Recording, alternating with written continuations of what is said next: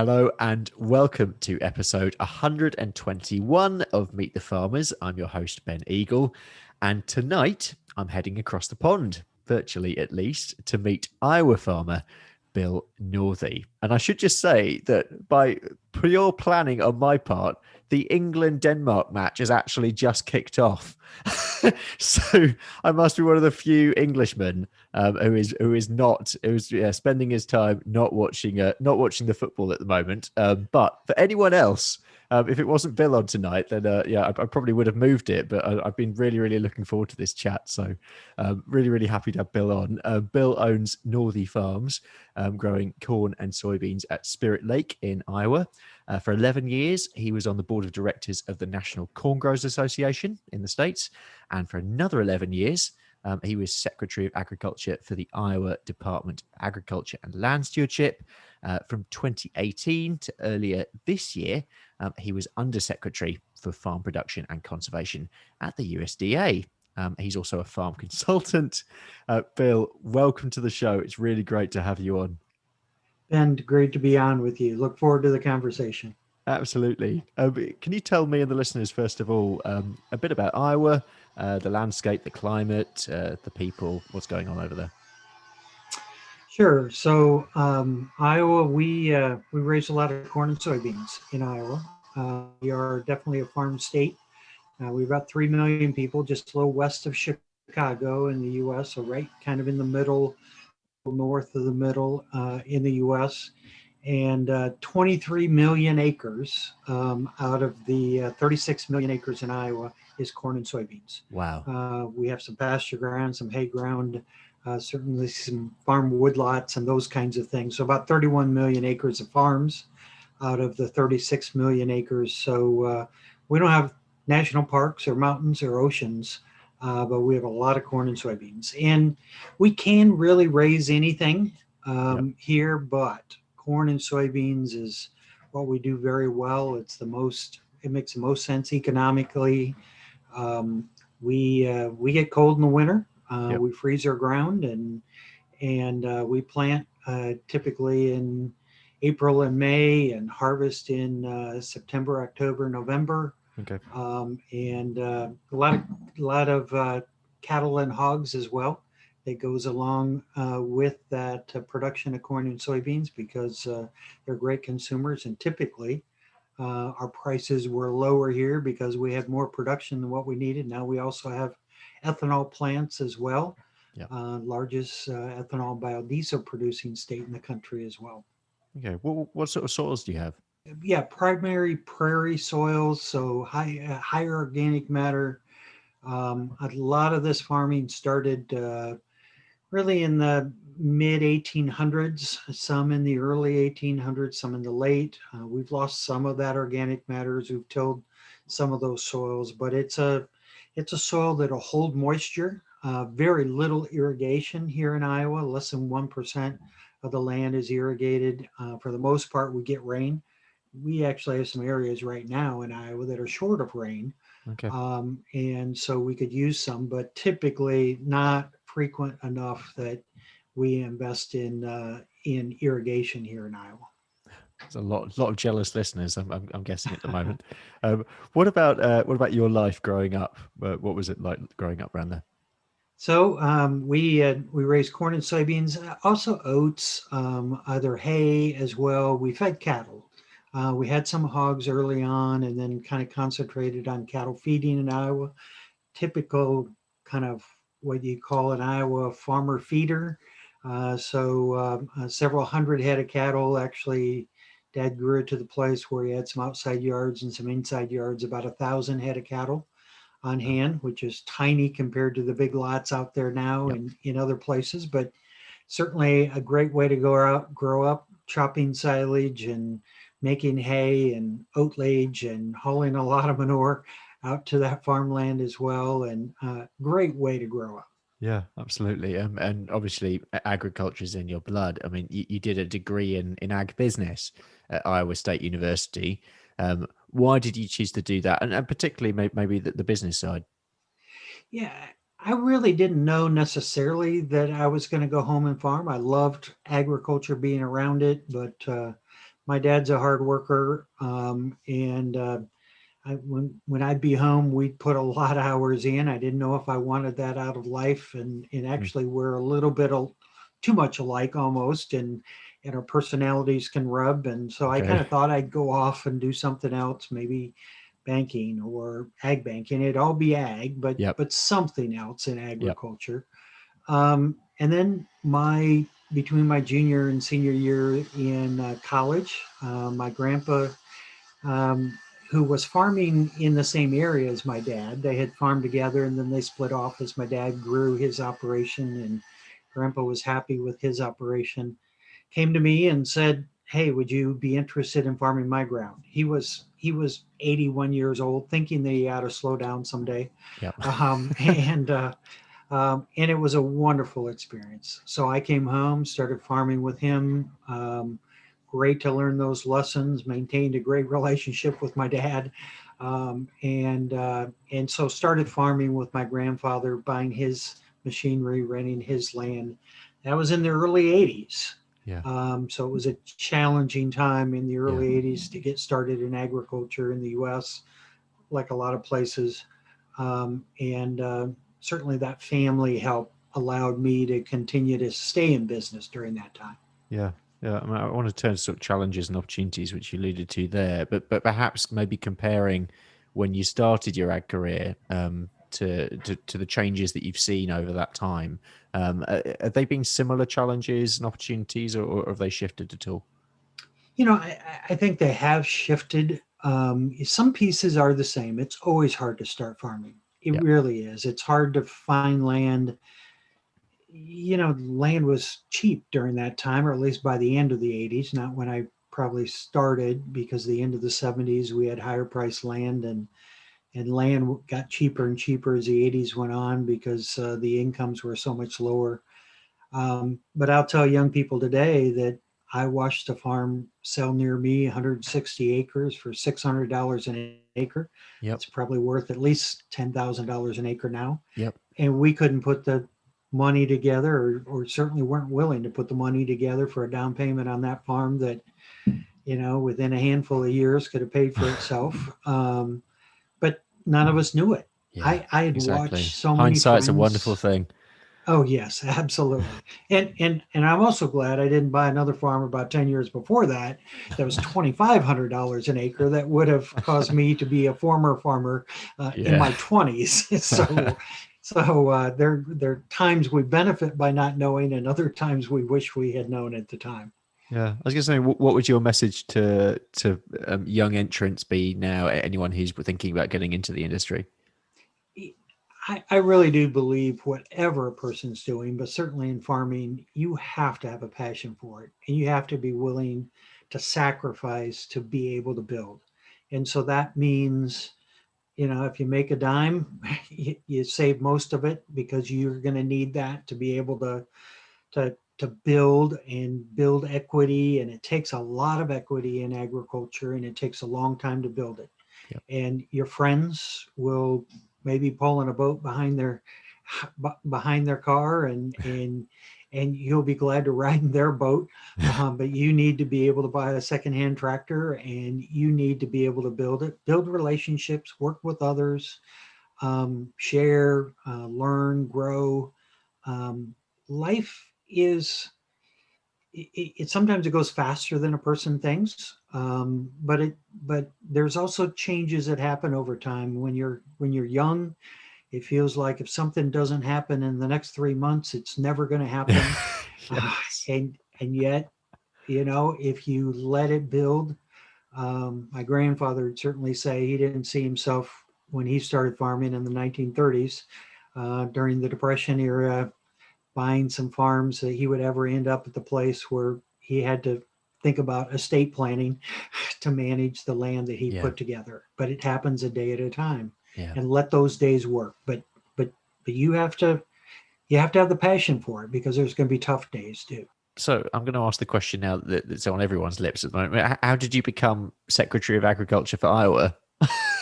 Well, it in some of our states, about a dozen states in the U.S., every state has a secretary, director, commissioner of ag. Um, And we all have departments of ag that all look different because they were Yep. created by states at different times. And Yep.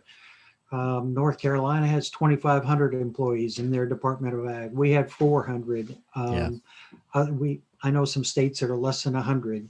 Wow. In Iowa, we elect a Secretary of Agriculture, so you run for office. Okay. And in 2005, I'd gone through my time at Iowa National Corn Growers Association, Yep. had gone and taken courses and earned a master's in business administration, and kind of thought I was ready to step up to try to run for office as Secretary of Agriculture, and ran. And you just got to get votes. I ran as a Republican, so you run for a primary to become the candidate of that party, and that's an election. And then I ran in the general as well, won that first race by 25,000 votes out of a million.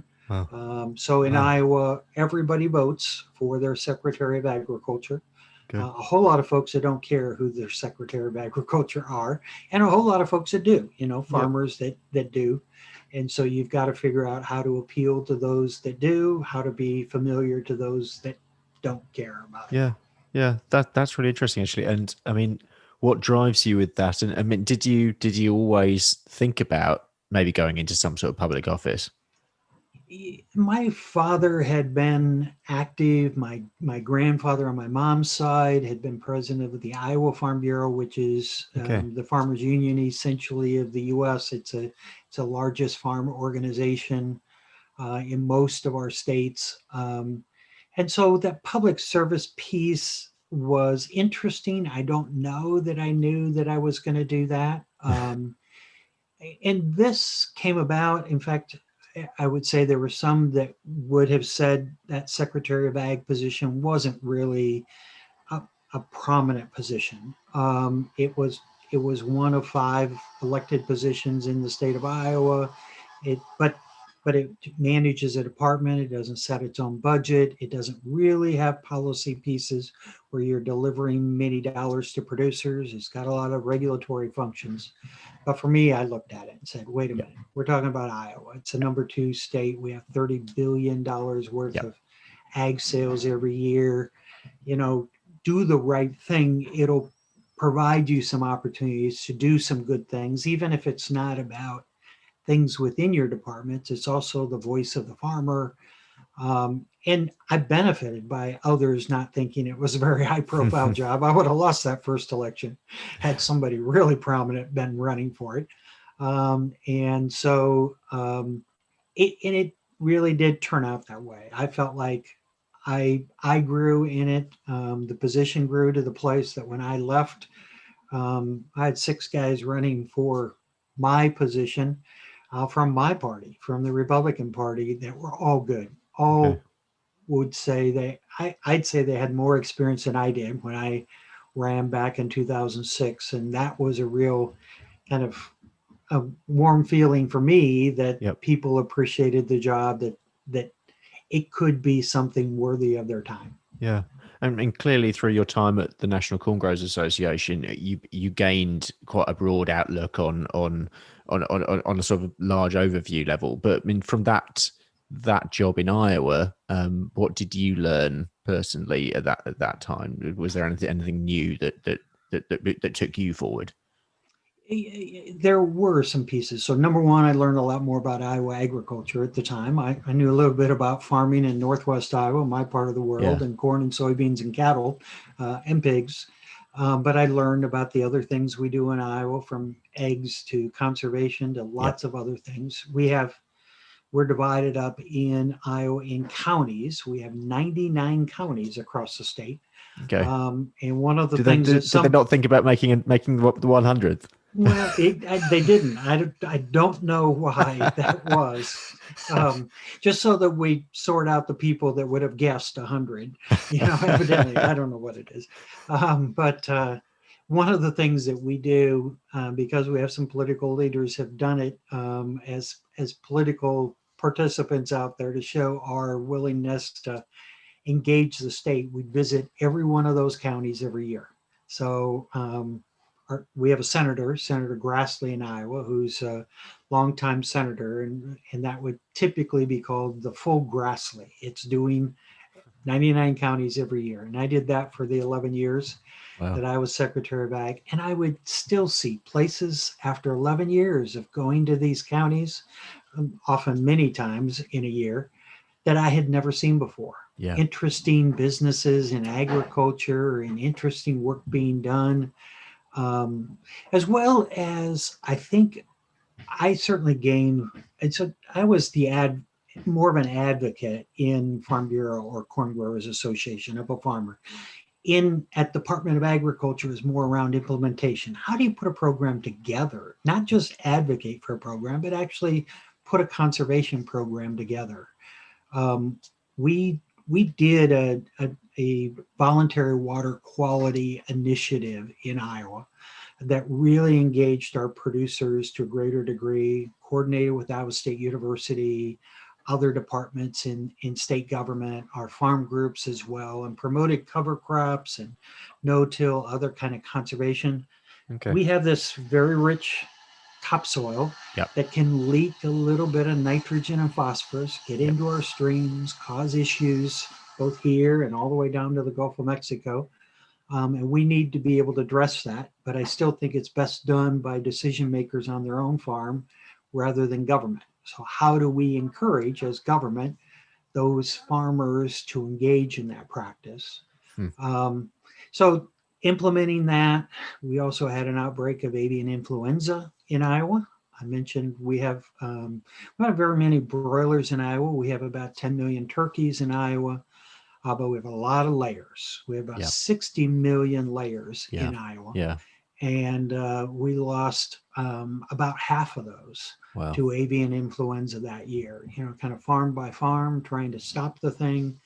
And coordinating with U.S. Department of Agriculture and their Animal Plant Health Inspection Service and others. There are a lot of kind of emergency management, engaging, partnering pieces that were very constructive for me to be aware of. So it was really interesting experience. I certainly believe that it's a secretary, director, commissioner job in a state is one of the best jobs. Whether you're Yeah. elected or appointed, you get to work with great people. You learn about your agriculture. It's not very political. Yeah. Yeah. You run for office and you have to be elected, but you're not making partisan decisions that Yeah. are very different from one party to the other. You're just trying to help agriculture, and so you don't have some of that baggage from politics, and yet you're around it and you can influence it as well. That leads us on to, because ultimately you became Undersecretary for Farm Production and Conservation at the USDA. What did that role involve? How did that come about, and what do you think you achieved during your tenure there? Well, so in a president appoints a secretary of agriculture at USDA, and a secretary then builds his team. In my case, it was Secretary Sonny Perdue, who was Secretary of Agriculture. And as he was getting ready for the job, it requires a Senate confirmation, and he hadn't been confirmed yet. But as he was getting ready, he was thinking about his team. And I'm sure he's got some kind of short list of folks, and that may be 1,000 people long that he's looking at. But I was one of those folks on it. And and we sat down and talked and just talked about kind of more about philosophy of government, how it needs to serve the people, what customer service is as it relates to government, kind of some visions that he had for the Department of Agriculture. And I really liked the vision that he was laying out. I told somebody the other day, actually, he probably was my first boss. I guess I had a boss when I was working for my dad back at the farm. Yeah. But other than that, I farmed on my own. I was, in an association where I guess you have lots of bosses because you have members. And I was in the Department of Ag in Iowa. So you have lots of voters that are bosses, but not purely one boss. And in this case, Secretary Perdue was the closest thing I had to it, and I couldn't ask for anything better. So he then picks a team. So at USDA, you have a secretary, a deputy secretary of agriculture, and then you have 8 undersecretaries, all responsible for parts of USDA. Yep. The part that I was at, as you said, was farm production and conservation. That was agencies called the Farm Service Agency, which is our farm program agency, runs our conservation reserve program, 10-year program, our farm support payments like our coronavirus assistance payments, our trade payments, and other payments like that. Also, NRCS, our Natural Resources Conservation Service, which is our conservation programs. And all the cost share that's involved in that, where we pay farmers part of the cost of putting a practice on the ground. And then the risk management agency, which is crop insurance. Okay. And so crop insurance is actually delivered through private companies, but it's set up through this risk management agency that sets the rules. We cover about $120 billion worth of crop covered in the United States, about $10 billion of premium each year and indemnity that's paid on losses. So that's actually a new combination of agencies that the secretary put together. So it was fun to kind of bring those together, even though those are all folks that are, the farmers working with all the time. Yeah. They didn't always have the same undersecretary. Let's move away from that at the moment and probably actually look. Let's look at US farming more broadly here. So, I mean, from your point of view, I mean, what are the key challenges that US farmers will face over the next few years? Obviously, it's been, I mean, especially I've got a specialist interest in dairy, for example, which is going down a bit of a rabbit hole now. But certainly that there have been immense challenges over the last 12 months. But on a broader scale, how would you categorize the challenges that are coming? Well, always, without knowing what the economics are always a challenge on the farm. Right now, we happen to have better grain prices, and that puts challenges on our livestock folks and others when that all happens. But this cycles, and suddenly, we have higher input prices for those grain crops, and if prices soften up there, then suddenly those folks can go through some economic challenges as well. So we'll always have that. But the amount of technology that's coming at agriculture right now is a real challenge for producers to sort through, because some of it's going to be really valuable. We can't afford all of it, either in the amount of time or the dollars that it takes. And how do we sort that out? Mm-hmm. I think another thing is that we all see the conversation around sustainability and carbon, and certainly consumers on both sides of the ocean care about where their food's coming from in a greater way. They may or may not understand what goes into that, but they're going to care about it. And so we have to be listening and understanding what that means. And so for us to carry a carbon score along with the economics of our milk or meat or grain is going to just complicate life for all of us. Figuring out what that means, how does that work, what's the consumer want, and what if they want something different tomorrow after we invested in a significant investment yesterday. And so all those things, I think, are changing under our feet at the same time. This wasn't actually on our list of original questions, but while I've got you on, I'm really interested in your perspective on both US UK trade and US trade with the rest of Europe in terms of priorities. And what would you say is a broad, and this is in a non-partisan way, what would be US priorities looking at the UK and European markets in terms of trade right now? Well, I certainly think U.S. has looked at, we've struggled with trade with Europe on lots of levels, certainly the ag trade. And, we could argue about who created what problems and other kinds of things, but I think many in the U.S. looked at Brexit as an opportunity to be able to kind of reset with the UK, Okay. and be able to figure that out. Now, I pay enough attention to the ag press in the UK to know that that's a worry to the ag community within the UK. Mm. And I understand that. I really don't think that that's going to be a huge change if we could create better trade between our countries, because I certainly think folks on both sides of the pond, like their local food and like the things that they're used to, and yet at the same token, I think there could be some benefits by increased trade, but I don't know whether that's going to happen or not. I was going to say, yeah, your guess is as good as mine, as good as any I listeners really right don't now. know. Yeah, that's right.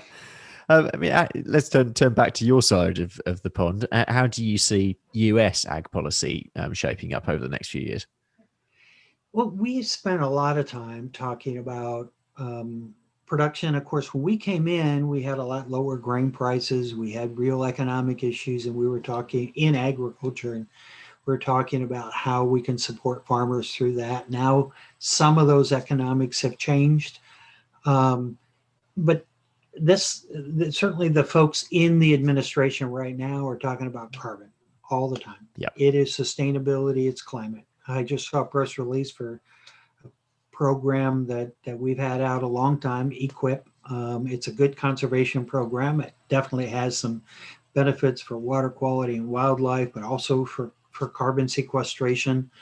Carbon was mentioned in that release 13 times. Okay.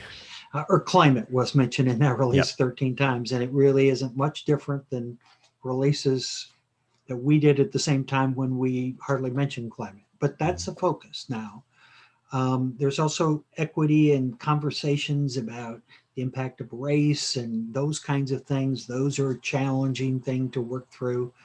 But I really do think carbon, sustainability, what that looks like, that's actually what I'm now spending a lot of my time on, is talking about, as I came back and tried to figure out whether I was going to find a job or consulting or other kinds of things. A bunch of folks said, well, I don't, we could use a little help thinking through sustainability in our organization, whether it's an ag company or an association or a group of farmers.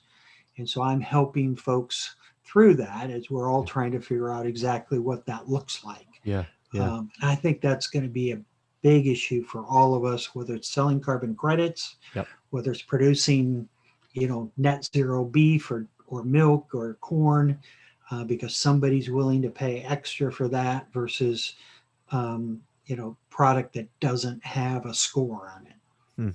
And what impact do you think all that is going to have on your own business back at home? So I do think we need to figure out what that means. I do believe it's longer term. It's a lot of headlines in agriculture right now, but it's still a long time before it's settled out. Whether it's what a carbon market looks like, because folks haven't figured out what they want to buy, and we haven't figured out what we have to sell yet. And soils are different here. Corn production is different here than it is in Louisiana, 1,000 miles south of us. It's still corn production, still no-till and cover crop. It's still different. And so how do we make sure that accounting is really true and correct when we do that? It sounds that actually in some ways that the conversations you're having in your part of the States is similar actually to similar conversations here in the UK, and there is a growing interest in the UK in regenerative agriculture. I was at Groundswell a couple of weeks ago, with inspiration being taken from people like Gabe Brown. Do you see similar mindset shifts happening in the States on a broad scale? I do. I would say on some scale anyway. I wouldn't say a broad scale yet, but there's always those cutting edge folks that are out there, and certainly I started doing no-till in cover crops 20 years, cover crop or no-till probably 25 years ago, and cover Mm. crops probably 15 years ago. And so got around the folks that were kind of cutting edge at that time. Now they're cutting edge doing other kinds of activity. And I think it's really interesting understanding soil health, soil biology. We have some tools now, biologicals in our soils to promote that. I think that's interesting as can be. Um, but I would say the bulk of farmers are just still trying to figure out no-till and cover crops. They're not out on the front edge of that. They're aware of it, interested, watching it, and go to field days, read articles, but are not all the way in like some of the really early adopters are. Gosh, but I could talk to you all day, but we're going to have to start to round things up. We always finish the show with the same two questions, which I'm going to ask you now. It really has been a pleasure having you on. The first one is if you have a message for the public, and perhaps both Americans and Brits, what would it be and why? Well, certainly as folks think more about their food, we welcome that in agriculture. I think that's a great thing for folks not to take food for granted anymore, post pandemic, as well as just the way that they care about things. That's great. But I would also say, listen to farmers and understand there's a lot of reasons we do the things that we do. It may be because of what the previous crop was on that field, and that may not be something that you're aware of. Maybe the nutrition of that cow that is needed, or the time frame that it takes to have a calf, or other kinds of things. And so engage with producers as you make those requests that you're going to make, whether it's sustainability, whether it's for local, whether it's other kinds of activities. Engage with farmers, and that's a good thing. And you will enjoy it. You'll learn so much, and you'll appreciate that work that farmers are doing out there. So certainly feel free to ask and engage and care. We're not asking you to not care, but certainly engage with farmers when you do that. Brilliant. And finally, a message for farmers. So I would say certainly all of us need to listen to those consumers as well and be aware of what they're asking for. And I would say the folks that I know that are in the specialty crop business have figured out that a long time ago. You know, they wanted, consumer wants white asparagus. We're going to figure out a way to grow it for them, right? Or seedless watermelon. You know, they don't like seeds. Okay, you know, we're going to figure out a way to grow it for them, make a hybrid watermelon. And yet those of us in broad agriculture haven't always felt the need to do that. And so I think we need to be aware. And if it's around sustainability and other things, we need to find a way to be able to open up our farms to engage. You guys do Open Farm Sunday. I think that's a wonderful thing. We need to find ways here to do that. Sometimes it's social media, sometimes it's podcasts like this. Whatever it is, let's engage and listen and create those opportunities. I really do believe sustainability interest is here to stay. It's got legs. It train hasn't left that station yet. There's a lot of different ways that can evolve over time, but it does have legs. We're still going to be talking about it 10 or 20 years from now. And so figure out your place in that and start kind of down that road to figure out how it works on your farm as well. That is a good proactive message. Well, that is all we have time for. But a huge thank you to my guest today, Bill Northey. Next time, I'll be joined by Stuart Roberts and Sue Pritchard to discuss the much-awaited National Food Strategy here in the UK. So I hope you can join me then. But until then, have a fantastic week, everyone.